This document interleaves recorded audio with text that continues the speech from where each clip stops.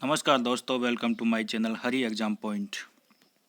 दोस्तों, आज हम बात करने वाले हैं साइकोलॉजी की, जिसमें आज का हमारा टॉपिक होगा व्यक्तिगत विभिन्नताएं। दोस्तों, हमारे चैनल में जो हमने कुछ दिनों पहले क्लासें ली थी, उसके वीडियो प्लेलिस्ट में बने हुए हैं और आप हमारे चैनल में विजिट करके संपूर्ण साइकोलॉजी के नाम से वह वीडियो देख सकते हैं। जिसने भी उन वीडियो को नहीं देखा तो आप वहां पे जाइए और वीडियो को देख करके उसका लाभ लीजिए और हम उसी क्लास को आगे बढ़ाते हुए दोस्तों, आज का हमारी क्लास है व्यक्तिगत विभिन्नताएं। तो दोस्तों आइए, साइकोलॉजी में व्यक्तिगत विभिन्नताएं क्या होती हैं। तो दोस्तों, समाज में सभी प्रकार की जो अलग अलग बालक हैं, उनमें क्या है, अलग अलग प्रकार की व्यक्तिगत विभिन्नताएं पाती हैं।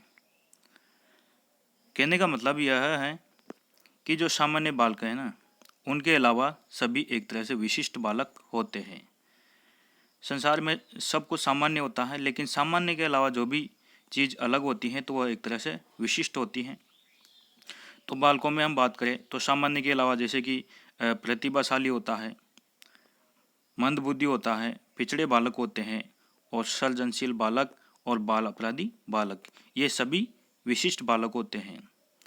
सामान्य बालकों के हम सामान्य साइकोलॉजी में बात कर लेते हैं और व्यक्तिगत विभिन्नताओं में हम जो प्रतिभाशाली, मंदबुद्धि और पिछड़े बालक और सृजनशील और बाल अपराधी बालक हैं, उनके बारे में हम बात करते हैं।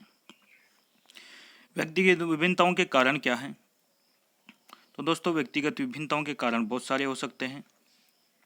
उनमें से प्रमुख है वहाँ की जो बालक निवास करता है, वहाँ की जो भौगोलिक वातावरण है उसका प्रभाव पड़ता है और सामाजिक वातावरण का प्रभाव पड़ता है। शिक्षा होती है तो शिक्षा का भी बच्चे के जो दिमाग है, उसका रहन सहन है, उसमें बहुत सारा प्रभाव पड़ता है। और बच्चे की बुद्धि किस प्रकार की है, तो बुद्धि का भी प्रभाव व्यक्तिगत विभिन्नताओं में पड़ता है। परिवार का रहन सहन है, परिवार का वातावरण है, तो जैसा उसका परिवार, भाषा शैली है, जिस प्रकार का खान पान है, जिस प्रकार की वहाँ की परिवार की लैंग्वेज है और जिस प्रकार की जो सभ्यता और संस्कृति है, बालक उसी प्रकार वह क्या है, सीखता है। आगे हम बात करते हैं बालक का जो पोषण होता है। बालक का यदि पौष्टिक आहार अच्छा होगा तो बालक की बुद्धि भी अच्छी होगी, उसका समायोजन भी अच्छा होगा और उसका जो व्यक्तित्व है वह भी स्ट्रॉन्ग होगा। और जो परिपक्वता है, अर्थात आदमी जैसे जैसे बड़ा होता है तो परिपक्वता को प्राप्त करता है और उसमें व्यक्तिगत विभिन्नताओं में जो भिन्नता आती है वो देखने को मिलती है। आगे हम बात करते हैं मित्र मंडली की। तो मित्र मंडली का बहुत ज़्यादा प्रभाव पड़ता है दोस्तों। जैसे आपके मित्र हैं, क्योंकि घर परिवार के अलावा जो बच्चा समय व्यतीत करता है तो ज़्यादातर समय मित्रों में व्यतीत करता है, तो मित्रों का बहुत सारा प्रभाव व्यक्तित्व में पड़ता है। आगे हम बात करते हैं विद्यालय का वातावरण। तो विद्यालय का वातावरण, क्योंकि घर के बाद में अधिकतर बालक विद्यालय में ही रह कर के अध्ययन करता है, तो विद्यालय का वातावरण, वहाँ के टीचर के व्यवहार और वहाँ के जो उसके सहपाठी हैं उनका व्यवहार उसके व्यक्तित्व में बहुत भूमिका अदा करता है। और जो शारीरिक दोष हैं, जैसे कोई बच्चा अंधा है, लूला है, लंगड़ा है, तो उस प्रकार से शारीरिक दोष भी बच्चे के व्यक्तित्व में योगदान देता है। स्वास्थ्य है और वंशक्रम है। स्वास्थ्य, अच्छा स्वास्थ्य होगा तो उसका दिमाग भी अच्छा होगा, उसका जो परिवार है उसकी स्वास्थ्य पर क्या प्रभाव पड़ता है, तो वो सारी भौगोलिक दशाएं इस स्वास्थ्य के अंदर आ जाती हैं। क्योंकि स्वस्थ मस्तिष्क में स्वस्थ शरीर में स्वस्थ मस्तिष्क निवास करता है, ऐसा कहा जाता है। तो दोस्तों, यह परिभाषा एकदम सत्य और सिद्ध होती है कि जैसा स्वास्थ्य होगा, जैसा तन वैसा मन, तो जैसा तन होगा वैसा ही मन होगा। और वंशक्रम का भी इसमें प्रभाव पड़ता है। जैसे कि जो पष्ट बालक होता है, पहला जो बालक होता है, तो उसकी भाषा शैली थोड़ी क्या है, समय के बाद में विकसित होती है, लेकिन जो सेकंड या थर्ड नंबर का जो बालक होता है उसकी भाषा शैली क्या है, जल्दी विकसित हो जाती है। क्योंकि जो फर्स्ट वाला है, ये फर्स्ट वाला है और ये सेकंड वाला है और ये है थर्ड वाला। क्योंकि ये जो पहला बच्चा है, इसको क्या है, किसी ने बात करते हुए नहीं देखा, माता पिता को काम होता है तो वो तो चले जाते हैं, लेकिन वो बड़ा होने के नाते क्या है वो अकेला ही रहता है। लेकिन जैसे ही जो सेकंड बालक या थर्ड बालक होता है तो वो अपने भाई बहनों से भी वार्तालाप करता है, तो उसका विकास जल्दी हो पाता है। आगे हम बात करते हैं प्रतिभाशाली बालक। एक एक बालक की हम बात कर लेते हैं कि सृजनशील बालक हैं, बाल अपराधी बालक हैं और प्रतिभाशाली बालक हैं, इनकी क्या क्या विशेषताएं हैं और ये किस प्रकार से व्यवहार करते हैं। तो प्रतिभाशाली बालक की हम बात करें तो दोस्तों इनकी जो बुद्धि लब्धि होती है ये 140 या अधिक होती हैं। स्किनर महोदय ने एक परिभाषा दी है कि जिनके कार्य और व्यवहार में जिनके कार्य एवं व्यवहार कार्य क्षमताओं में सदैव उन्नति प्रदर्शित करते हैं या होती है, तो समाज में 1% बालकों के नाम के आगे प्रतिभाशाली शब्द लगाया जाता है।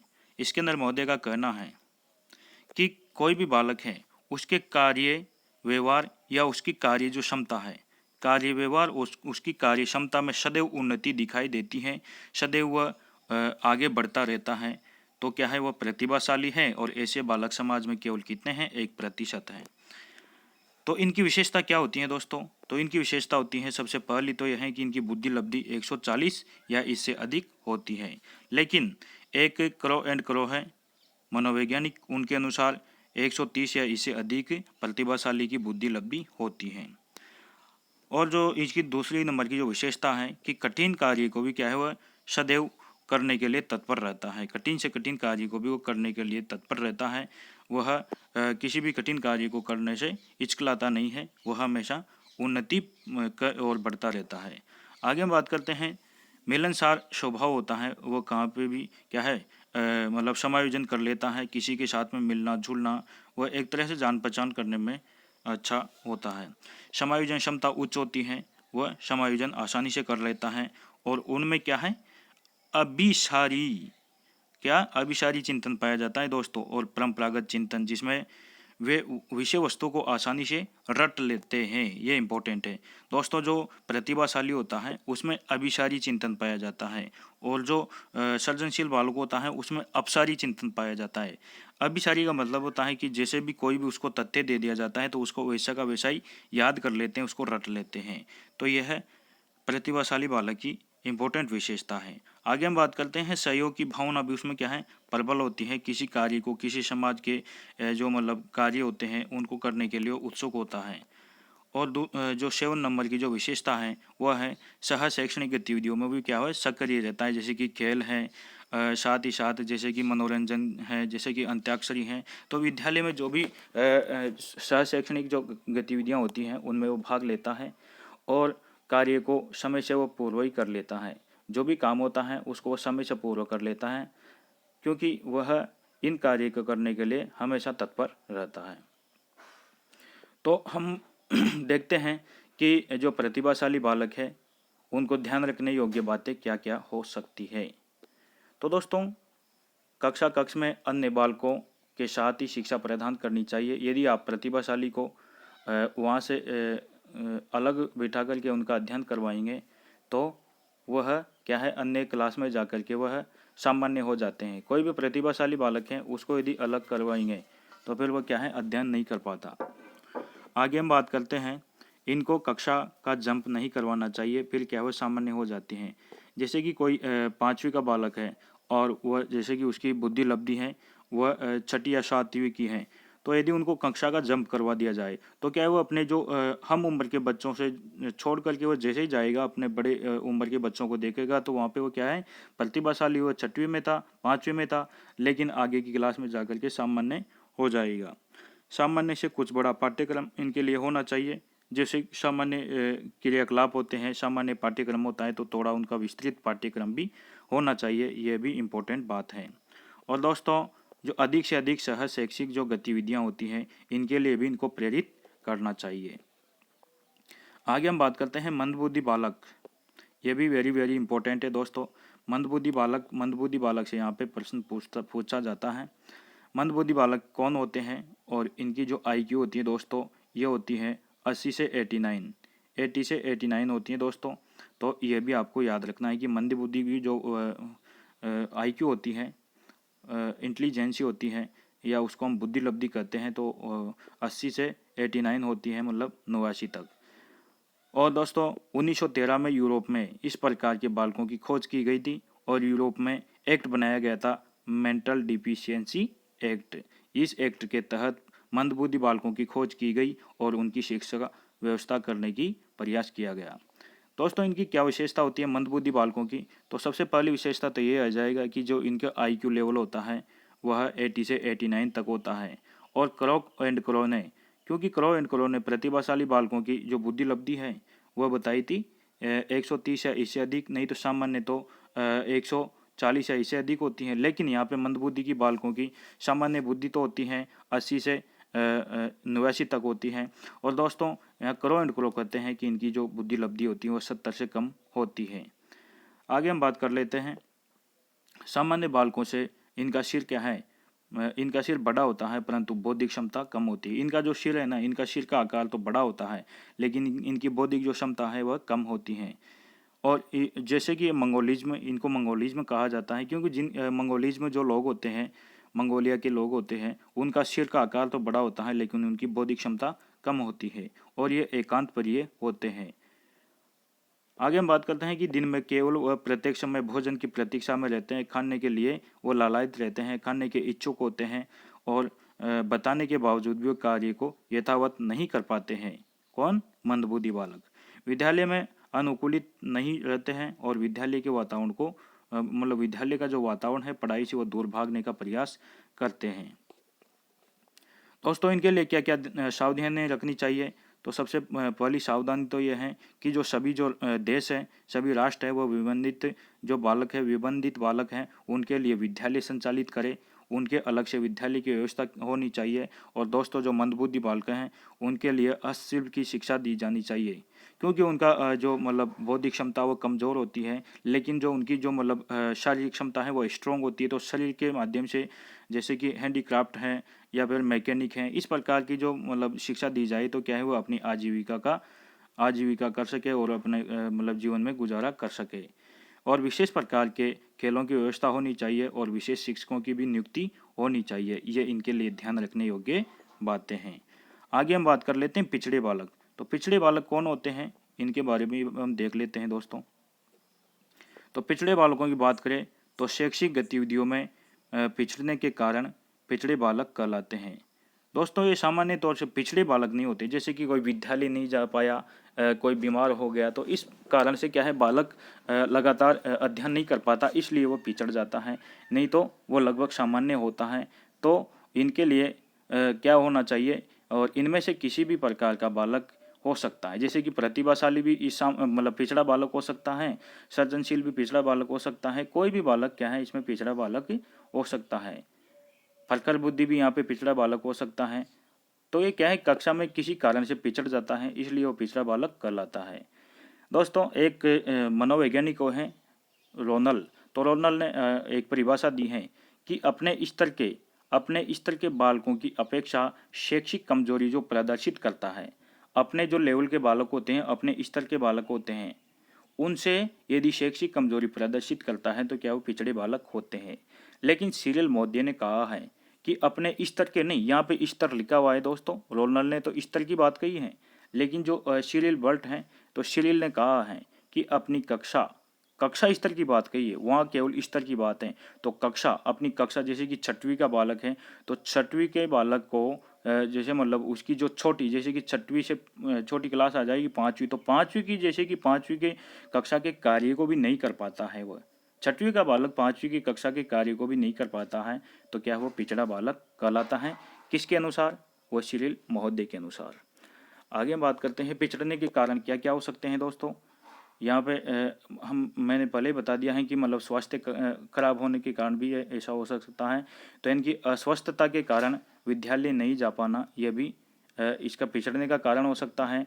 संगति या मित्रमंडली का खराब होना, यह भी इम्पोर्टेंट है दोस्तों, क्योंकि संगति का बहुत प्रभाव पड़ता है। भलो के बुरो होत हैं, बिगड़ जाते हैं वंश, हिरणा कुश के प्रहलाद होयो और उग्रसेन के कंस। तो दोस्तों ये तो संगति का प्रभाव है, जैसी करनी वैसी भरनी। किसी दुर्घटना या चोट का, जैसे कि कोई किसी के सिर पर चोट लग जाती है तो उसके याददाश्त का जाना, उसकी दिमाग की नस का फेल होना, ये आदि दुर्घटनाएं या चोट लगना इसका कारण हो सकता है, पिछड़ने का कारण हो सकता है। और विषय वस्तु का जो कठिन स्तर हो जाना भी ये उनके पिछड़ने का कारण हो सकता है। आगे हम बात करते हैं पिछड़ेपन के प्रकार। तो पिछड़ेपन के प्रकार दो प्रकार के होते हैं पिछड़ेपन, एक तो विशिष्ट पिछड़ापन और एक सामान्य पिछड़ापन। विशिष्ट पिछड़ापन तो वो होता है कि विषय विशेष में कमजोर प्रदर्शित करना। जो कोई भी बालक है, कोई भी जो टॉपिक है, जैसे कि उसको भूगोल सब्जेक्ट ले लिया, तो भूगोल में यदि कमजोर है तो वह विशिष्ट पिछड़ापन हो गया।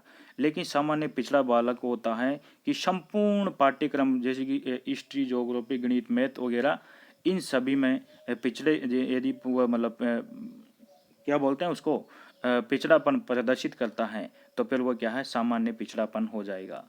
और दोस्तों जो सामान्य बात होती है वही कठिन चीज़ होती है, करने को सामान्य है लेकिन ये कठिन होती है, क्योंकि सामान्य का जो सिलेबस होता है वो बहुत बड़ा होता है, लेकिन विशिष्ट बहुत एक विशेष प्रकार से कोई भी चीज़ होती है तो वो विशेष छोटी होती है। आगे हम बात करते हैं कि जो यहाँ पे पिछड़े बालक होते हैं तो पिछड़े बालकों की जो बुद्धि लब्धि कितनी होती है, तो बुद्धि लब्धि इनकी होती है मंदबुद्धि बालकों के बराबर ही होती हैं। पिछड़े बालकों की ये होती हैं 80 से 89 तक मानी जाती हैं। और विद्यालय से पलायन करना भी इनकी विशेषता पाई जाती है, विद्यालय से भाग जाते हैं और सामान्य बालकों से भी ये दूर रहते हैं। विद्यालय वातावरण से भयभीत रहना इनका स्वभाव बन जाता है और विद्यालय के कार्य समय पर नहीं कर पाते। दोस्तों ऐसा भी इसमें होता है। तो दोस्तों हमने आज बात की है पिछड़े बालक हैं, जो मंदबुद्धि बालक हैं, प्रतिभाशाली बालक हैं। दोस्तों यदि आपको हमारी ये क्लास जो अच्छी लग रही हो तो आप इस वीडियो को लाइक कर सकते हैं, शेयर कर सकते हैं, और यदि आपको दिल से अच्छा लगे तो इस चैनल को सब्सक्राइब भी कर सकते हैं। दोस्तों हम आपके लिए बहुत प्रयास करते हैं और हमारी इच्छा है, हमारा यहाँ पे कोई भी जो सोर्स है पैसा कमाने ऐसा कोई भी नहीं है। हम चाहते हैं कि हम आपको अच्छी से अच्छी शिक्षा दे सके, तो इसलिए आप हमारे चैनल को सब्सक्राइब कीजिए और बेल आइकन को दबाइए, और यदि आपको दिल से अच्छा लगे तो इसको अधिक से अधिक शेयर भी कर सकते हैं। तो आइए दोस्तों हम जानते हैं कि जो पिछड़े बालक हैं उनके लिए ध्यान रखने योग्य कौन कौन से कार्य हो सकते हैं। तो दोस्तों समय समय पर उपचारात्मक शिक्षण इनको दिया जाना चाहिए। पिछड़े बालकों को यदि उपचारात्मक शिक्षण जो कोई कमी रह गई है तो उसका उपचार करके, उसका निवारण करके यदि आप उसको शिक्षा देंगे तो पिछड़े बालक वह सामान्य हो सकते हैं। पाठ्यक्रम में जो इनका पाठ्यक्रम बड़ा होता है तो पाठ्यक्रम प्रतिभाशाली के लिए तो पाठ्यक्रम विस्तृत होना चाहिए, लेकिन जो पिछड़ा बालक है उनके लिए पाठ्यक्रम थोड़ा छोटा होना चाहिए। जो कुशल शिक्षकों के द्वारा भी इनको शिक्षण दिया जाना चाहिए, हस्तशिल्प की शिक्षा देनी चाहिए। आगे हम बात करते हैं बाल अपराधी बालक। तो बाल अपराधी बालक कौन होते हैं और ये समाज में अपराध करते हैं, तो इन बालकों की क्या क्या विशेषताएं, इनके बारे में भी हम जान लेते हैं। यहाँ पे कहा गया है कि गैर सामाजिक गतिविधियों में जुड़ना ही क्या कहलाता है, बाल अपराधी कहलाता है। बाल अपराधी कहलाता है। और आवश्यकताओं की पूर्ति, आवश्यकताओं की जो बच्चे होते हैं वो आवश्यकताओं की पूर्ति जैसे कि असामाजिक तरह से करते हैं, किसी भी चीज़ की उनकी आवश्यकता होती है तो उस तरीके से वह उनकी पूर्ति करते हैं, तो वो भी क्या है, बाल अपराधी बालक कहलाते हैं। सामाजिक व्यवस्थाओं को नुकसान पहुंचाना, सामाजिक जैसे कि आपके गांव में जैसे कि सरकारी बोर्ड लगा हुआ है या नलकूप लगा हुआ है, तो इन सरकारी संपत्ति को या सार्वजनिक संपत्ति को नुकसान पहुंचाना भी ये बाल अपराधी बालकों की विशेषता होती है। निजी स्वार्थ के लिए कार्य करना, ये बाल अपराधी के निजी स्वार्थ के लिए कार्य करना बाल अपराधी की विशेषता है दोस्तों। और आगे हम बात करते हैं कि जो 18 वर्ष हैं, 18 वर्ष से कम आयु का जो बालक होता है, यदि वह समाज से विरोधी संबंधी कार्य करता है तो वह बाल अपराधी बालक कहलाता है। यहाँ पे एक मनोवैज्ञानिक है डेडफील्ड, तो डेडफील्ड के अनुसार जो कौन से बालक, बाल अपराधी बालक, तो बाल अपराधी बालकों की क्या परिभाषा है, तो डेडफील्ड के अनुसार है कि कोई भी असामाजिक कार्य क्या कहलाता है, बाल अपराधी कहलाता है, अपराधी कहलाता है। चार्ल्स स्किनर की बात करें तो चार्ल्स स्किनर ने कहा है कि 18 वर्ष, कौन 18 वर्ष, तो 18 वर्ष से कम आयु का कोई भी बालक ऐसा कार्य करे जो वयस्क जो बड़ा होता है उसके करने पर भी दंडनीय हो, तो बड़ा करने पर दंडनीय हो, और उस कार्य को यदि 18 वर्ष से कम आयु का बालक करता है तो वह बाल अपराधी बालक कहलाता है। हेली की बात करें तो हेली ने कहा है कि सामाजिक आचरण से हट करके जो भी कोई कार्य किया जाता है, समाज में जो कोई कार्य है वह मान्य नहीं है, वह अमान्य कार्य करता है, उस आचरण से हट करके जो कार्य करता है तो क्या है, वह बाल अपराधी बालक की श्रेणी में आता है। आगे हम बात करते हैं कि बाल अपराधी बनने के कारण क्या क्या हो सकते हैं। तो वातावरण के, लोगों का व्यवहार और वंश कर्म का प्रभाव यहाँ पे पड़ता है दोस्तों। और गैर परंपरागत जो गुणसूत्र होते हैं, गैर परंपरागत गुणसूत्र, इनका समायोजन भी इसमें क्या है, योगदान देता है। बाल अपराधी की कौन कौन सी विशेषताएं होती हैं दोस्तों, ये भी हम देख लेते हैं। तो बाल अपराधी की विशेषताओं की बात करें तो इसमें होती है बाल अपराधी की विशेषताएं शारीरिक रूप से तो हष्ट पुष्ट होते हैं और अत्यधिक ऊर्जावान होते हैं। इनका शरीर अष्ट पुष्ट होता है तभी तो अपराधी कार्य करते हैं और उनमें अत्यधिक ऊर्जा होती है। आगे हम बात करते हैं सामाजिक व्यवस्थाओं को क्या है, ये सामाजिक जो भी विशेषता हैं होती हैं उनका विरोध करते हैं। जैसे कि समाज में, जैसे कि जो विवाह है, अन्य समाज से विवाह नहीं कर सकते तो ऐसा कार्य कर सकते हैं, ऐसा कार्य करते हैं। तीसरी हम बात करें, अपने आयु स्तर या अपनी कक्षा के बालकों को परेशान करते हैं। अपने जो कक्षा के जो सहपाठी होते हैं उनको परेशान करते हैं, उनको मारना, झगड़ना, उनकी कोई भी चीज़, कॉपी पुस्तक वगैरह छीनना, ऐसा कार्य कक्षा में करते हैं। शिक्षक के कार्य में भी बाधा पहुंचाते हैं। शिक्षक यदि पढ़ा रहा है तो बीच में ही उनकी बात को काट देना, ऐसा कार्य ये करते हैं। और विद्यालय कार्यों को समय पर नहीं कर पाते हैं। तो विद्यालय के कार्य को कैसे समय पर कर पाएंगे? हाँ, वो तो उनकी तो रुचि नहीं है, उनकी तो मतलब ऐसे बदमाशी करने में रुचि है, तो वह कैसे कर पाएंगे? तो ऐसे कार्य भी इसमें आते हैं। और सार्वजनिक जो संपत्ति है उनको भी वो नुकसान पहुंचाते हैं। जैसे कि मैंने पहले भी कहा था कि जैसे कि नलकूप है, सरकारी नलकूप है, कोई भी जैसे कि सड़क का जो मतलब बोर्ड लगा हुआ है उसको पत्थर मारना, हाँ, और जो सरकारी हेडपंप लगा हुआ है उसको तोड़ना, और स्कूल में मतलब सरकारी संपत्ति को नुकसान पहुंचाना, ऐसे कार्य इनके स्वभाव में होते हैं। सामाजिक व्यवस्थाओं को भी बिगाड़ते हैं दोस्तों। समाज में जो भी विशेषताएं होती हैं उनका विरोध करते हैं, उन विशेषताओं को बिगाड़ने का प्रयास करते हैं। और दोस्तों सबसे बड़ी बात है कि ये धूम्रपान और नशे में लिप्त रहते हैं और गैर अनुशासित तरीके से विद्यालय में प्रस्थान करते हैं, विद्यालय से क्या भाग जाते हैं आधी छुट्टी में, जैसे कि बस्ते को क्या है छिपाया और उसको भाग गए। इस प्रकार से ऐसे कार्य ये करते हैं। तो दोस्तों हमारी क्लास यदि आपको अच्छी लग रही हो, आपको दिल से अच्छी लग रही हो, तो हमारे चैनल को सब्सक्राइब करें और बेल आइकन को प्रेस करें। दोस्तों इसी प्रकार की मोटिवेशन बातों के साथ में आपकी ये संपूर्ण क्लास इसी प्रकार से अनवरत रूप से चलती रहेगी। आगे हम बात करते हैं दोस्तों बाल अपराधी को सुधारने के उपाय। तो बाल अपराधी को किस प्रकार से सुधारा जाए? तो बाल सुधार गृहों की स्थापना करनी चाहिए। शारीरिक श्रम से जुड़े हुए कार्य करना चाहिए, क्योंकि इनमें शक्ति ज़्यादा होती है तो उनको शारीरिक कार्य करवाने चाहिए। स्वतंत्र विचार और अभिव्यक्ति के अवसर भी उनको देना चाहिए। उनके जो मतलब मन में कोई भी विकार है, क्यों वो अभिव्यक्ति करेंगे तो उनके मन के विकार का तभी तो पता चलेगा कि इसमें इस प्रकार की सोच है, तो उस सोच को भी यहाँ पे सुधारा जाए, उसको अभिव्यक्ति, क्योंकि कोई भी उनमें जो उग्रता भरी होगी तो क्या है अपनी अभिव्यक्ति के माध्यम से निकालेंगे और उसका पता चलेगा और उसका हम निवारण कर सकेंगे। और व्यवहार कौशल शिक्षकों की इसमें नियुक्ति होनी चाहिए। बाल अपराधी बालकों को क्या है व्यवहार कौशल, इनकी वो बाल अपराधी का अध्ययन उन्होंने किया हो, वह अच्छे शिक्षक यहाँ पे यदि नियुक्त होंगे तो उनके लिए भी वह अच्छे प्रयास करेंगे। आगे हम बात करते हैं सृजनशील बालक। और सृजनशील बालक यहाँ पे इम्पोर्टेंट है और यहाँ से क्वेश्चन अवश्य ही पूछा जाता है दोस्तों।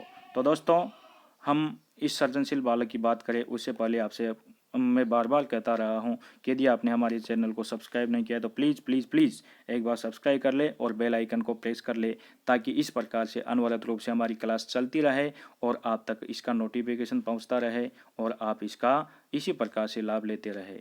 तो दोस्तों हम बिना देरी किए हुए, बिना बकवास करे हुए हम आगे सृजनशील बालकों की अध्ययन करते हैं। तो दोस्तों ये जो सृजनात्मकता होती है या सृजनशीलता होती है, इन बालकों में ये क्रिएटिविटी पाई जाती है। सृजनशीलता क्या होती है दोस्तों? विधायिकतापूर्ण मौलिक कार्य करने की क्षमता। तो विधायिकतापूर्ण अर्थात जो मतलब नियामक रूप से जो कोई भी मौलिक कार्य जैसे पहले किसी ने नहीं किया हो वैसा कार्य यदि कोई बालक कर दे, उसमें क्रिएटिविटी ऐसी पाए तो नई चीज़ का आविष्कार करना, ऐसी मतलब नव निर्माण करना, ऐसा क्या है इसमें सृजनशील बालक में पाया जाता है। और जो जेम्स ड्रेवर ने तो निश्चित रूप से कहा है कि सुनिश्चित रूप से ही नव निर्माण करना ही क्या कहलाता है, सुनिश्चित रूप से नव निर्माण करना। जैसे कि कोई भी चीज़ें टूटी फूटी हैं उसको अच्छा मॉडिफाई करके कोई भी चीज़ बना दी, जैसे कि जैसे कागज़ होता है तो कागज़ का एरोप्लेन बना दिया, कोई चीज़ टूटी फूटी हो तो उसका ट्रैक्टर ट्रॉली बना दिया। इसी प्रकार के मतलब वैधानिक पूर्ण कार्य करना, मतलब इसमें मौलिक कार्य का मतलब ऐसा नहीं है कि मतलब अवैध रूप से नहीं, वैध रूप से यदि वह कार्य करते हैं तो वह क्या है, सृजनशील बालक कहलाते हैं। क्रो एंड क्रो ने क्या कहा है कि नवीन परिणामों को अभिव्यक्त करने की जो क्षमता होती है, नए परिणाम यदि वो अभिव्यक्त कर सकते हैं तो वो बालक क्या है, सृजनशील बालक कहलाते हैं। आगे हम बात करते हैं कि सृजनशीलता बाल्यावस्था से शुरू व आयु के जो मतलब अनुसार बढ़ती है। जैसे जैसे बालक बड़ा होता है तो बाल्यावस्था से शुरू हो जाती है, जैसे जैसे उसकी आयु बढ़ती है तो क्या है, उसमें सृजनशीलता बढ़ती जाती है। आगे हम बात करते हैं सृजनशीलता का जो सर्वोच्च स्तर वह कहाँ तक होता है। तो जो 30 वर्ष की आयु होती है, 30 वर्ष की आयु होती है तो वहाँ पे सर्वोच्च शिखर होता है। और दोस्तों उसके बाद में जो सृजनशीलता वह स्थिर हो जाती है या लगभग समाप्त हो जाती है। और 60 वर्ष में अधिकतर लोगों में तो बिल्कुल समाप्ति ही हो जाती है। तो ये सृजनशील का उच्च स्तर कहाँ तक है दोस्तों, 30 वर्ष तक है। और इसके बाद में लगभग समाप्त हो जाती है। किसी किसी में 60 वर्ष तक ये क्या है, बिल्कुल समाप्त हो जाती है। सृजनशील बालक होते हैं, उनकी कौन कौन सी जो मतलब पहचान है वह भी हम देख लेते हैं यहाँ पे। सृजनशील बालकों की पहचान की बात करें तो दोस्तों बुद्धि लब्धि इनकी 110 होती है। और दोस्तों अन्य बालकों की अपेक्षा ये कार्य में क्या है, कुशल होते हैं।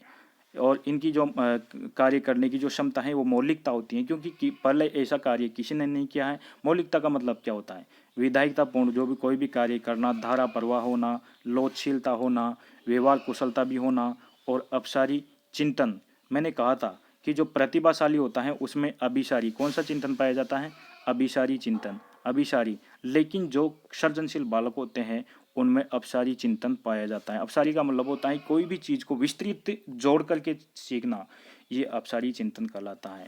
और दोस्तों इनका जो स्वभाव होता है वो मिलनसार होता है, सहयोगी भाव होता है और विचारशीलता भी होती है। इनकी सोचने की क्षमता अत्यधिक होती है और ये गैर परंपरागत कार्य करते हैं।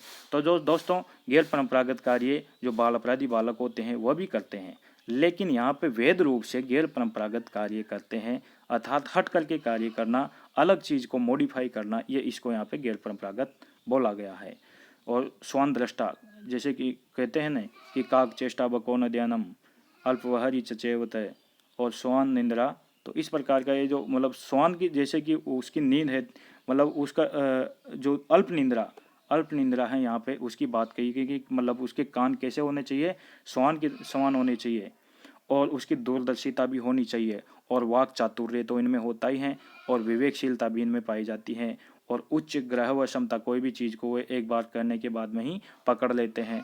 और उच्च आकांक्षा स्तर होता है, कभी भी ये नीचे की सोचते ही नहीं है, हमेशा आगे बढ़ने की सोचते हैं।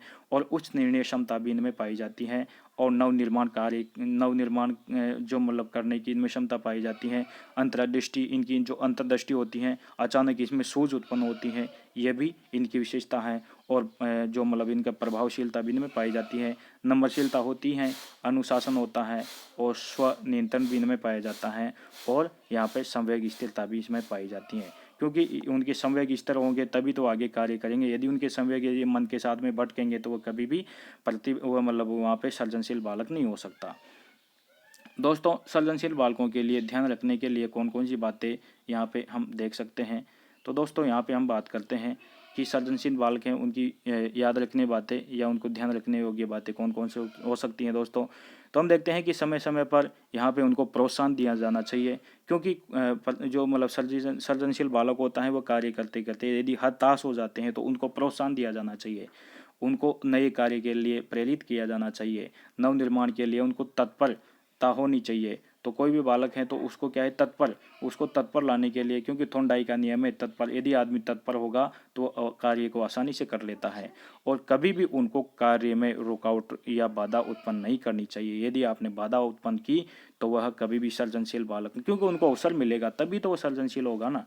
यदि उनको डांट दिया या उनको धमका दिया तो कभी भी ऐसा सृजनशील बालक नहीं बन सकता। वो कार्य को अच्छे तरीके से नहीं कर सकता, वो नवनिर्माण नहीं कर सकता, वो मौलिकतापूर्ण वो विधायकतापूर्ण कार्य नहीं कर सकता।